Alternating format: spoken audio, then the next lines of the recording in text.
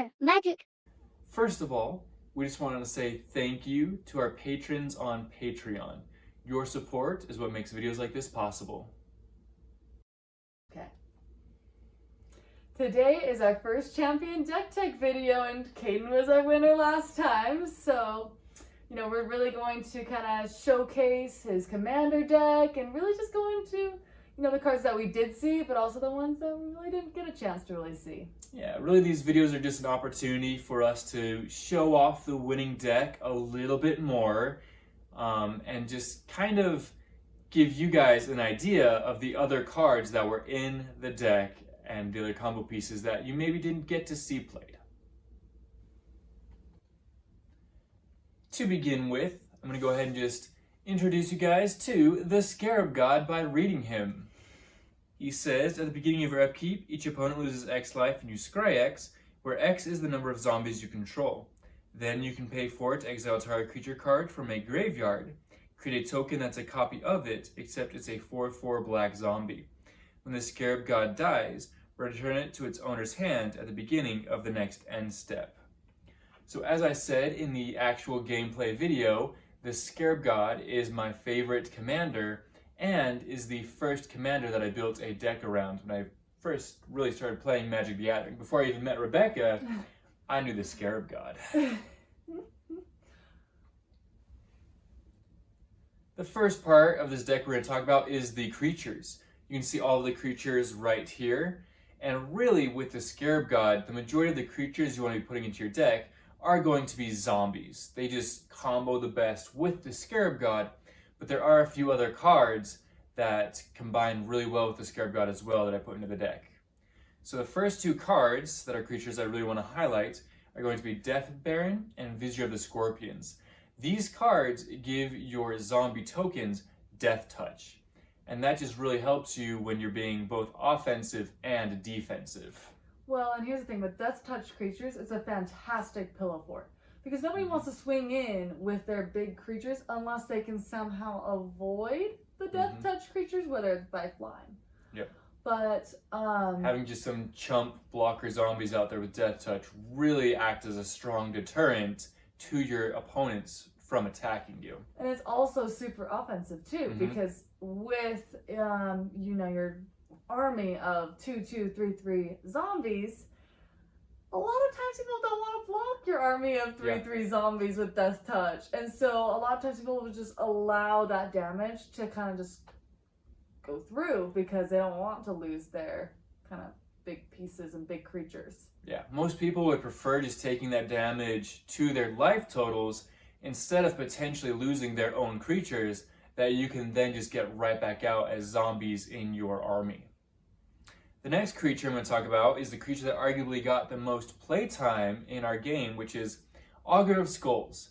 Now this card really isn't super competitive. I just have him in here because I like him. He's not even technically a zombie, but I just kind of like that he is a blocker that you can regenerate. I like his upkeep effect where you can sacrifice him to make an opponent discard 2 cards. I didn't really activate it too much this last game because of how much card draw there was just across the table with Zachary's Group Hug Commander, but usually Augur of Skulls is a great way to really limit 1 or 2 of your opponents down to just playing with the single card that they're drawing each turn.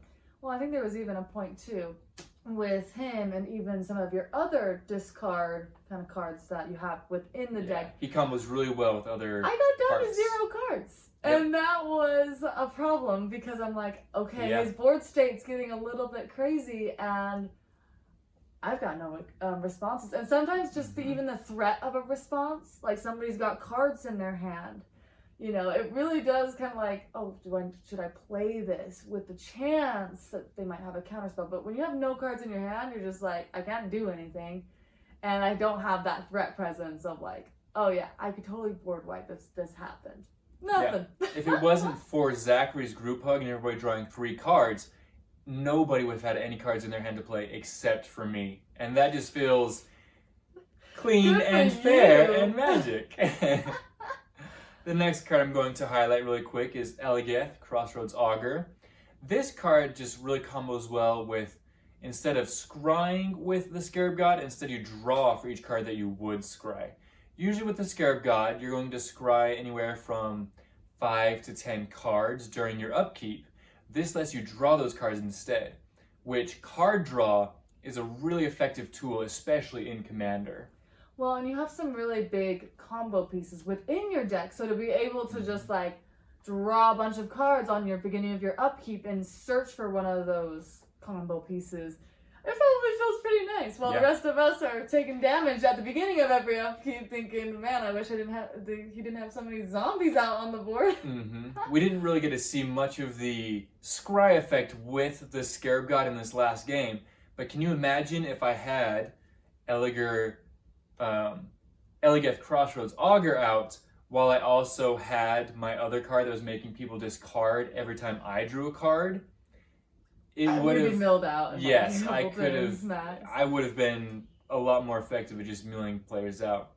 The final card I'm going to talk about real quick is Stitcher Geralf, or Geralf. I'm not quite sure how to pronounce his last name.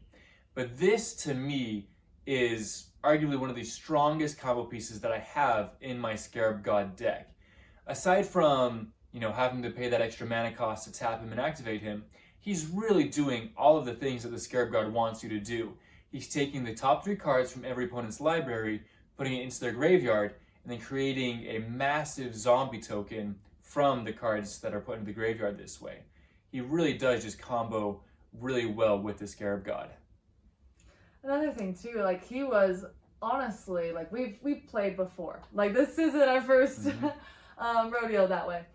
When I see him entering the battlefield, I've dealt with him enough times to be like, okay, this guy's gotta go. Don't want to deal with him. I do not want to deal with him.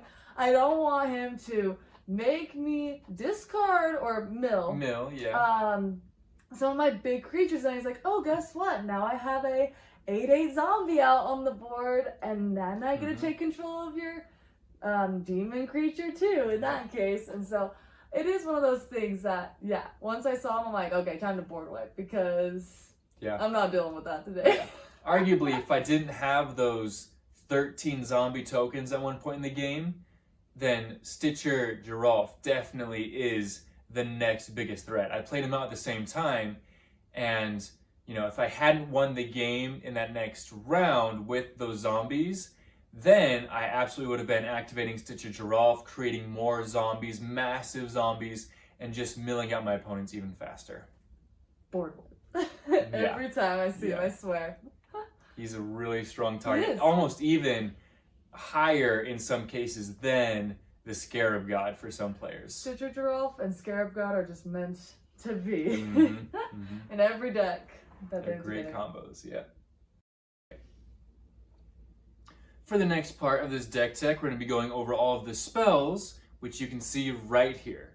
There are a few more spells than creatures in this deck, just because that's just kind of what blue and black does. There's a lot of blue and black spells that just combine really well together. A few that I want to highlight are some of the real big heavy hitters from the game, Waste Not and Court of Ambition. So when Court of Ambition entered the battlefield, I became the Monarch, and I didn't lose that for the rest of the game, again because we kind of talked about that zombie pillow fort and being able to just avoid taking any damage. And Waste Not, which is whenever my opponent discards a type of card, a certain type of card, then I have a few added effects that just combos really well, like we talked with a few of the other cards that I have in my deck. Being able to draw cards from that, super strong as well as just being able to put out some more zombie tokens. The next real heavy hitter we saw in the game was Psychic Corrosion.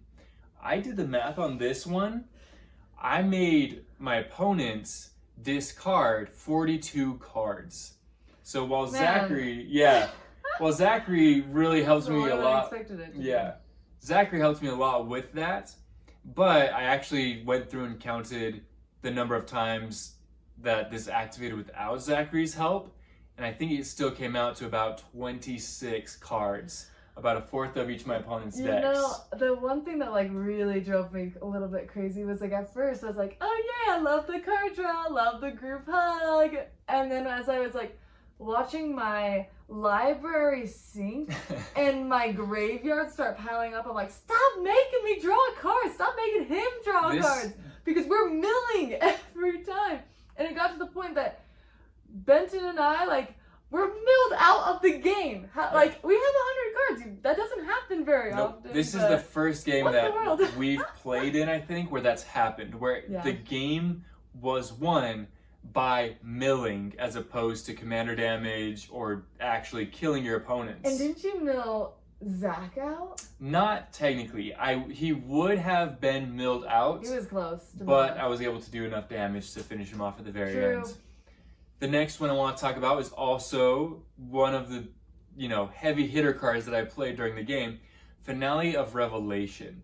This again just goes into, card draw being so important with commander decks, and just having that card advantage really puts you ahead of your opponents.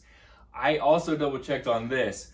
I drew Psychic Corrosion from my Finale of Revelation.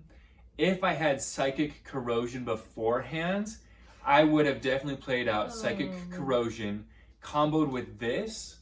That alone would have milled 20 cards minimum from each of my opponent's decks. That would not have been. Yeah. It's a really strong combination and can just really, again, escalate the game and just kind of piss your opponents off too. But we have fun. We have fun together. The final card I kind of want to go over is Training Grounds.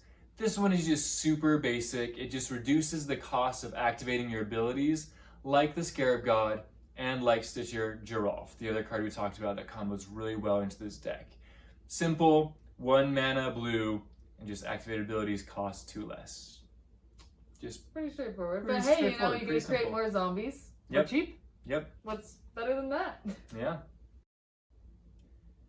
The next main thing to talk about with this deck tech is just going to be the artifacts. Now, this isn't really, anything too big, too important in my deck. There's mostly just a few mana stones.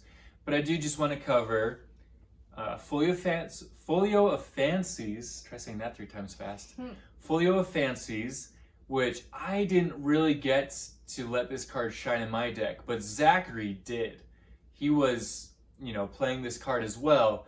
And you can really see, again, going over the combo pieces in this deck, how this one can really just play into the Scarab God really well. Well, and he messed with me on that one because right before the turn, before I died, I was like, okay, I have to draw 3 cards, right? I had 3 cards left in my library, and I was like, okay, I can make it. I can do it 1 more turn. I can maybe win. And then Zach's like, you draw a card. Yep. And so it took me down 2, and then I was like, well, I'm dead. Yep. Like, that was all it took. I mean, that's the thing, like, having that card draw, but also using, especially as you're doing a lot of mill, right? Using card draw, it feels terrible when you have a very little library left to, like, force you to draw a card. You don't have a choice, so. The next one I just want to talk about real quick is Illusionist Bracers. This one, again, combos incredibly well with the Scarab God. We saw that. Really, the biggest reason I was able to get so many zombie tokens out is because of this card. Being able to pay the mana cost for 1 zombie, but getting that, 2-for-1 combo deal is just so strong. Definitely worth it. And the final one really... That really sold me. Yeah, the one that victory. Really was... Honestly, I think the first time I've ever seen it even happen was Azor's Gateway. Being able to exile those 5 different mana costs and transform it into the land that was giving me mana equal to my life total. I could feel my opponent start sweating when I transformed this card. Well, when you put it out on the board, you're like, oh, it's 5 different cards with different mana costs. Like, what are the odds that he'll actually be able to transform it? And then when he did, I was like, oh. It does take some setup, but the good thing is most opponents just ignore it. I underestimated it. Yeah. 100%. Yeah. I mean, like, for me personally, I was like, Azor's Gateway, like, okay, that's not going to transform. It's a card that's very situational. It's definitely when you want to be getting out early in the game. If you're drawing it on like turn 4 or 5, it feels bad. But getting it out early and just being able to transform it by turn 6 or 7, that can completely change the course of a game right there. Well, pairing it with Finale of Revelation or something. Mm-hmm. That's exactly what I did. Literally crazy amount of card draw and, you know, just great combo 38 pieces. Mana for free. To just stop it. That's crazy. Yeah. But great card. It was fun to see it in action. To actually transform it, yeah. For the final part of this deck tech, we're just going to highlight a few final cards, one of which is Liliana Vess, which is the only Planeswalker I have in this deck. Her +1 is target opponent discards a card. -2, search your library for a card, then shuffle your library and put that card on top of it. Basic tutor.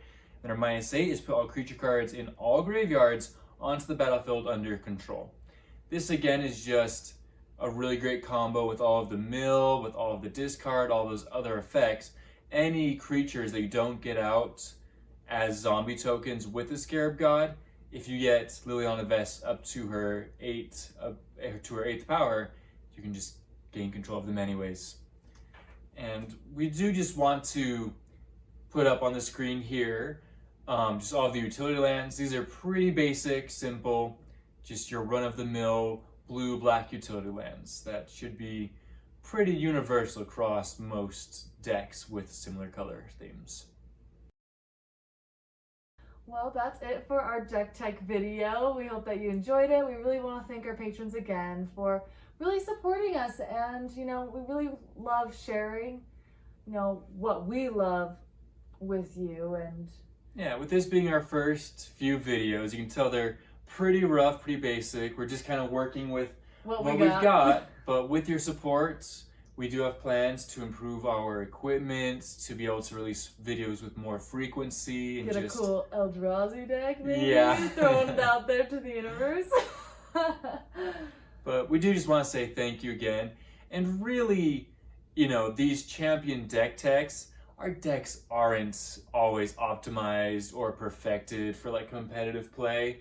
Really, with the Scarab God, you know, for me, he has these 3 themes of really just scrying, dealing damage during your upkeep, and then getting those zombies back. Honestly, I think it would be healthier to maybe just focus on 1 or 2 of those aspects in particular. But with my deck, I really just focus on all 3. With the mill to get the zombie cards out, or to then be able to get those creatures out onto the battlefield under your control. I have some zombie cards in my deck, some zombie tribal assistants, and then I have some scry. You know, I really just have kind of a combination of all 3, as well as some just basic utility spells and all of the creatures and other spells we've talked about. But, you know, really these decks are just the way that we have created them that is fun for us and our play group to play.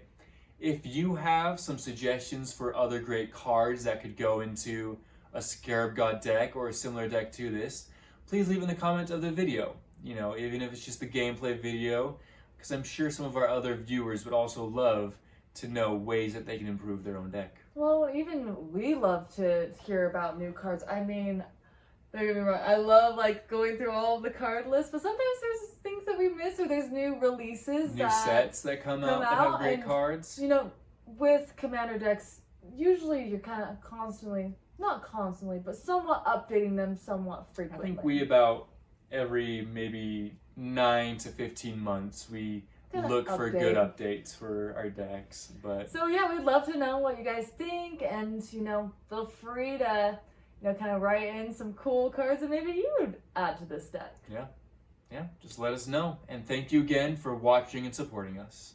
Thank you.